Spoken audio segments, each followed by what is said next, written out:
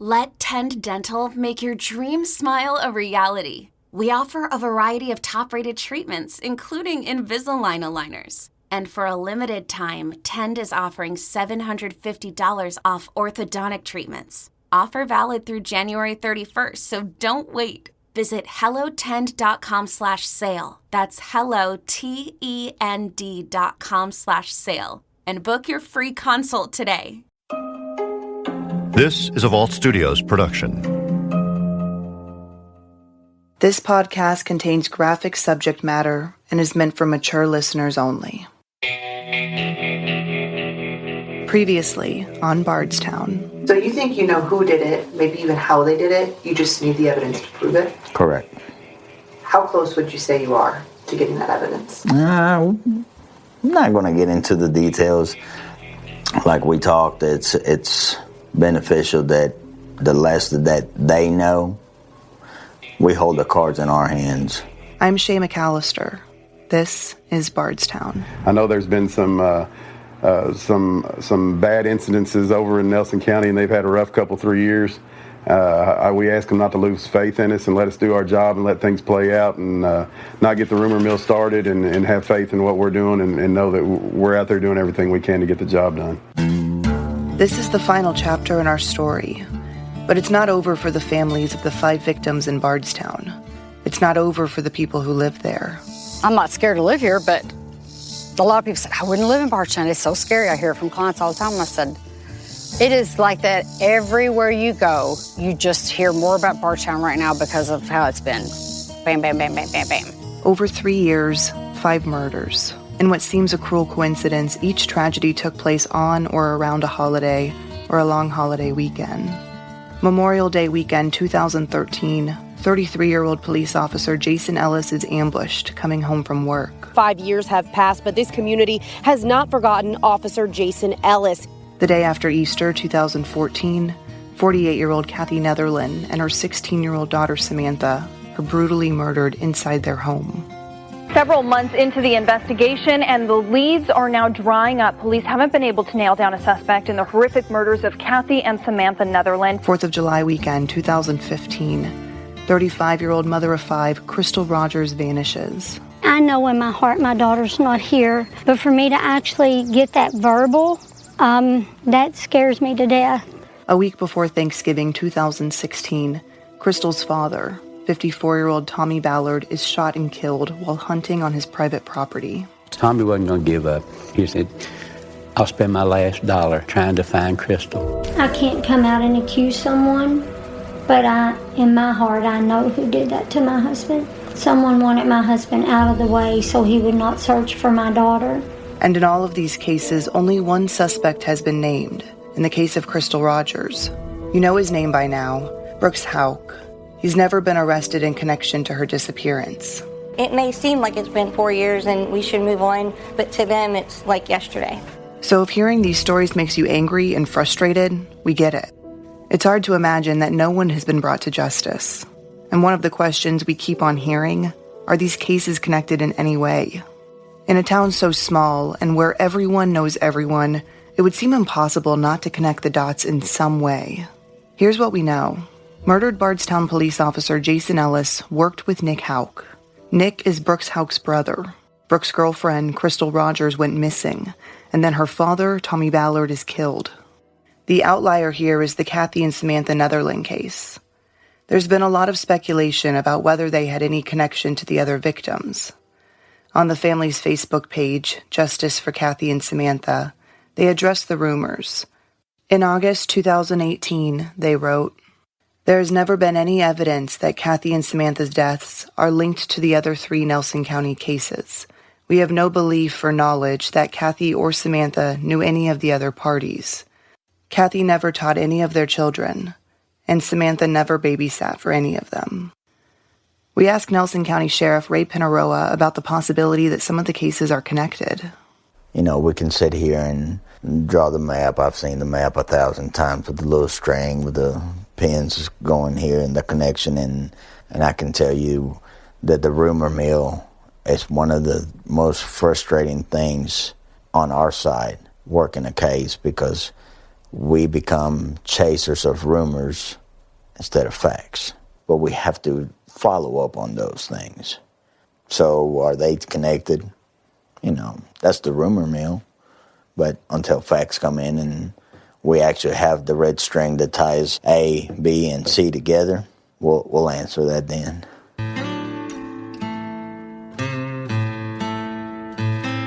Former Bardstown Police Chief Rick McCubbin was struck by the similarity between the murder of Officer Jason Ellis and Tommy Ballard, both seemingly ambushed from a distance.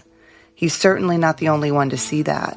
When Tommy Ballard was murdered, I had already retired and was actually down in Florida when I got that phone call from a local media reporter that I knew, and she called me and she goes, "Hey, have you heard anything about, And I said, "I'm in Palm Beach. No."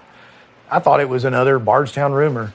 And then when she called me back and said, "No, it's real," and started telling me that, I'm like, "You gotta be shitting me. You gotta be kidding me." Yeah, that was the first thing that popped in my mind. What are the odds? Of different weapons, obviously, rifle versus a shotgun type, but yeah, the similarities, the distance, the sniping, I guess, lack of better words. Yeah, oh yeah, that to me, that was the first thing that jumped out at me. Along the way, we've also heard some of the more well-known theories, some of the connections and even conspiracies that Bardstown residents talk about, and they talk a lot. You can easily get caught up in all of the chatter. What we will say is that a lot of people seem to think illegal drugs are part of the picture, and drugs are an issue in Bardstown and Nelson County. Police in Bardstown say a traffic stop led them to a stockpile of drugs, guns, and nearly $30,000 in cash. Between 2015 and 2017, there were 28 drug overdose deaths in Nelson County alone. And in 2017, the Kentucky State Police reported almost 1,000 drug offenses in Bardstown and over 1,000 in Nelson County, one of the highest in the state. It is fueling a deadly addiction across the country, and it is hitting Kentuckiana so hard. Thousands of people die from heroin overdoses every year. Even more people are sitting in jails for drug-related crime. The rumor mill seems to lean toward the idea that at least some of the victims came across something or knew about something having to do with illegal drug activity. And remember, Jason Ellis was a canine officer working to clean up drugs in Bardstown. Team Crystal search leader Angie Bischoff is convinced that's the connective thread. That it had to be something with drugs. I truly believe that. I think Crystal knew something. I truly do. Diane Moody is a psychic, but she's also a retired cop.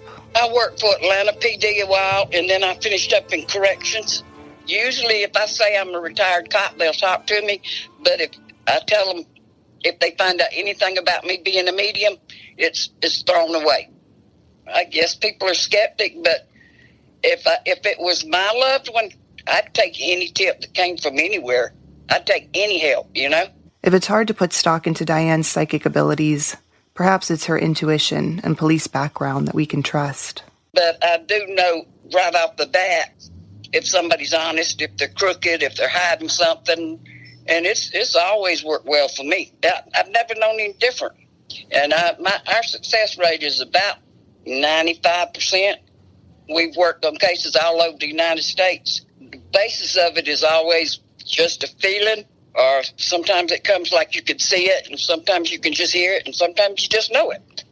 She has no official involvement in any of these cases, but like many, she believes drugs are tied up in them. She's even had visions of where the drugs are stashed. It could be a root cellar, could be a basement, or he could have dug underground bunkers. A lot of people have those as for hurricanes and stuff. And there's like a cramped room that's full of guns and dope.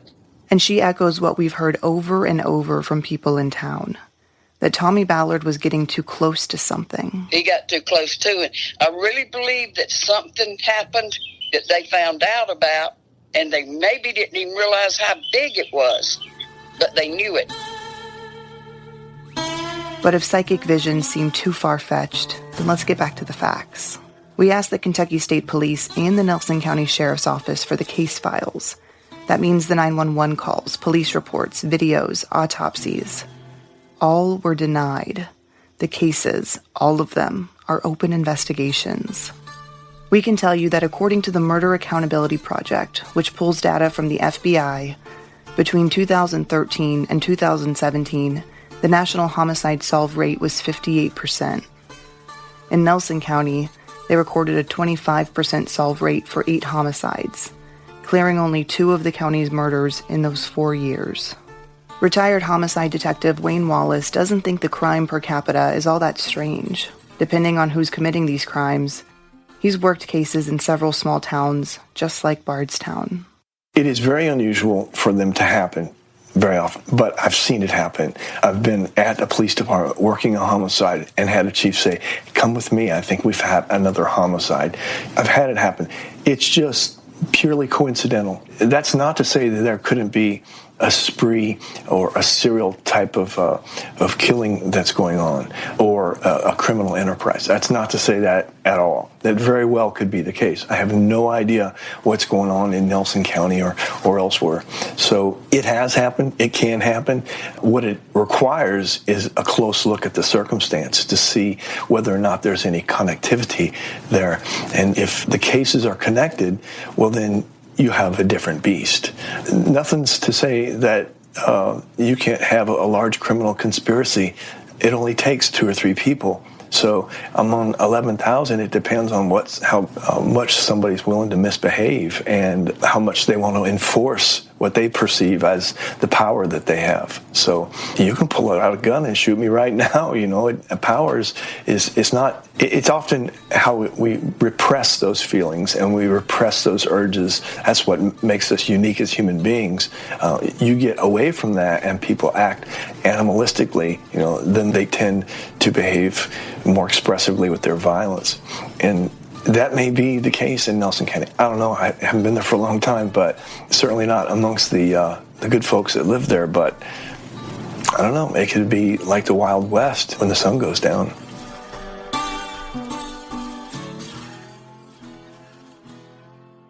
This episode is brought to you by Progressive Insurance. Whether you love true crime or comedy, celebrity interviews or news, you call the shots on what's in your podcast queue. And guess what? Now you can call them on your auto insurance too with the Name Your Price tool from Progressive. It works just the way it sounds. You tell Progressive how much you want to pay for car insurance, and they'll show you coverage options that fit your budget. Get your quote today at Progressive.com to join the over 28 million drivers who trust Progressive. Progressive Casualty Insurance Company and Affiliates. Price and coverage match limited by state law. To this day, as Team Crystal search leader Angie Bischoff travels the roads of Nelson County, she's cautious. Not scared, but cautious. Now, when I drive down the BG, first what happened with Crystal, and then, you know, they find her car, and what happened with Tommy. Every vehicle that I pass, I literally will go put my phone, do a talk message into my phone that I seen a, you know, light blue Toyota Corolla parked on the side of the road. That one stretch of the BG, your life has been forever changed, which has made me more observant, I will say that. After Tommy was killed, after his funeral, I was followed, and I had to lose him. I got on the BG, I didn't get on the BG going the wrong way, but I crossed over where I should have went on like this and did a U-turn and went on the other way. And then 2 weeks later, Casey's wife was followed by the same vehicle. And then one of the other girls, she was followed. And they don't want us. It's an intimidation thing. Like we're watching you all the time. Do you have any fear when those things happen? No, my son says I should. No, I don't. The very moment at the first time that I was like, what the heck? You kind of get that over, but then you get over real fast because you have other things to take care of. The Nelson County Sheriff's Office has named Jody Gilliland as the new lead detective on Crystal Rogers' case, following Detective John Snow's retirement. And the Bardstown Police Department has updated their policies. Officers are required to call dispatch before responding to anything, and not call off for the night until they arrive home. Something McCubbin wished Jason Ellis would have done before stepping foot outside of his car that night. As a cop, I've been guilty of it. We all just jump out, take care of business, get back in the car and leave as if it never happened. but that's just what we do. You know, I tried to change some policy after that happened to make sure that, you know, no, I don't care what you're doing, you're going to call out. We did rolling roll calls here, for example. In other words, once you got in your car, you went on duty. At the end of your shift, you could go off duty in your car. So I changed the policy that you do not go off duty until you get to your destination. In other words, like in Jason's case, when he was driving home, he looked down, and it's 2 o'clock, off duty. We have no idea where you are at 2 a.m. So I put the policy out that I don't care where you're going, don't need to know where you're going, but when you get to wherever you're going, that's when you call off, whether it's at 2 a.m., 2:15, 2:20, I don't care. That's when you call off. That way we know, we hear at least you've made it to wherever you're going. You try to sweep up the mess after the fact and, you know, what could we have done differently? I think with, you know, had we had a policy in place that really was followed and adhered to properly to where you don't call off till you get home, dispatch would have seen where Jason cleared the jail close to quitting time, quite honestly, whatever time that was, but he lives a good 20 minutes or better outside of town. So, you know, had he not called off at 2:20, 2:25, 2:30, dispatch, I would like to have thought, would have said, you know, 139, what's your status? Where you at? 139, you haven't called, you know. At least that was my train of thought, to at least get to where you're going. Would dispatch have checked on him? Angie Bischoff thinks about the day they find Crystal often. You pray for that every day. You pray for it every search. I didn't sleep. You know, I was searching in my dreams. You know, I prayed every night for Crystal to come to me and tell me where she was. You know, every single night. You know, because at the time to give Tommy and Sherry closure, now Sherry, of course, like she has said to me, and she has even said on TV before, you know, there's still a ray of hope, but at the same time, she wants the closure, but what would it be like? It would be a bittersweet, you know, it would be awesome to where Sherry could close that chapter and rest and put her daughter to rest, but it would be very tough at the same time. That would be tough. 6 years later, memorials are all that remain in the places where many of the victims were killed. A new family lives in the Netherland home now. A large missing poster stands on the side of the Bluegrass Parkway where Crystal Rogers' car was found, asking for information. On exit 34, a black and blue wreath, American flags, and a small faded silk bouquet of flowers are placed along the side of the road. Above on the cliff, a wooden cross with a thin blue line and Jason Ellis's badge number, 139, looks out to drivers winding around the bend. And in the field where Tommy was shot to death, there's a large brass cross. And every day, Scotty Sharp with the Kentucky State Police says detectives are going to work and hoping for a break. I've told everyone that the highlight of my career will be when I will be able to do a press conference or something and announce that we have, you know, solved these cases and we made an arrest and we got justice for the Ballard family and Jason's family in the Netherlands. That will be the hallmark of my career. And I've arrested, you know, I've worked murders, all kinds of different cases as a detective. But I've told every one of these guys here that that will be the hallmark of my career. But Bardstown never seems to stay out of the news for long. Well, new at 11 o'clock, the Bardstown Fire Department is investigating an arson case after a house being built by Brooks Houck goes up in flames. In August of this year, Brooks Houck makes headlines again when a house he's building burns to the ground. Investigators suspect arson. Fire Chief Billy Mattingly says he believes it's a disgruntled employee taking aim at Brooks. The house just consisted of a frame with no electric or gas running to it.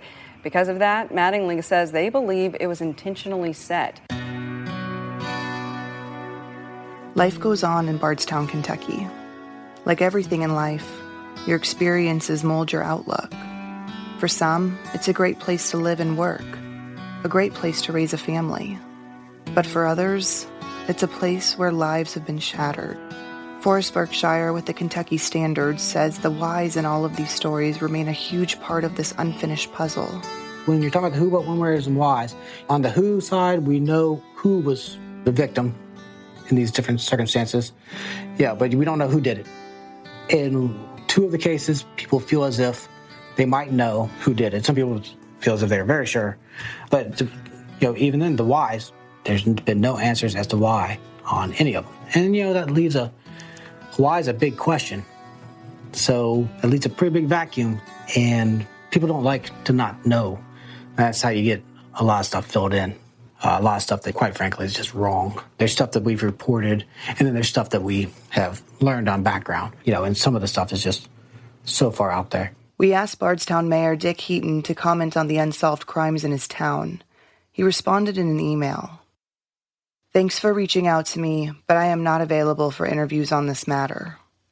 His email signature includes the logo, Bardstown, named the most beautiful small town in America. But the cases and the other unsolved cases in Kentucky have gotten the attention of candidates running for Kentucky Attorney General. Republican candidate Daniel Cameron. I want to make sure that it is a huge priority in the Attorney General's office. I think there needs to be some resolution of that matter. I think the law enforcement community wants a resolution of that matter. So we're going to do whatever we can to assist in that.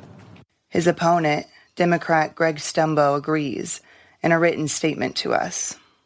When I was Attorney General before, I instituted the Kentucky Bureau of Investigation, which accomplished many things, including investigating cold cases. They successfully investigated an unsolved case in western Kentucky of the murder of Jessica Curran. If elected, I would reinstitute the KBI to investigate all kinds of criminal activity, including pursuing justice for these kinds of unsolved cases. This town, in the heart of the Bourbon Trail, has secrets that linger and fester. Every town has their own secrets, and unfortunately, there is bad stuff that happens in small towns just like big cities. We all have to deal with this, Who knows who you're walking beside? You know what I mean? You have a mom who has a husband who is dead and a daughter that's gone, and then you have a mother and child that was brutally murdered, and nobody has any answers on why. And of course, I'm not a cop. I don't know what they do on a daily basis. I'm sure they're trying everything they can. But again, it's not just their work that has to be done. It's us in the community to make sure we're staying present, that we're getting the word out too. That way people don't go and just forget. But perhaps if enough people talk, if the right people talk, those secrets will one day be uncovered. This is not just about me and my family. It's about everyone that lives here. Everyone has a voice in this town, and they're raising their kids here. I want it to be safe. I would think that, I'm sure they all want the same thing. When the day comes that people come to interview us on how we feel because these crimes have been solved, that's when the big party will start. This community will celebrate like you've never seen it before.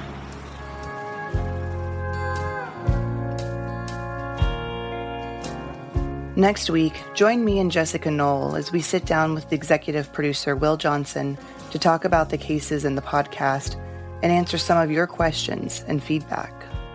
If you have any information about any of these cases, call the Kentucky State Police or the Nelson County Sheriff's Office.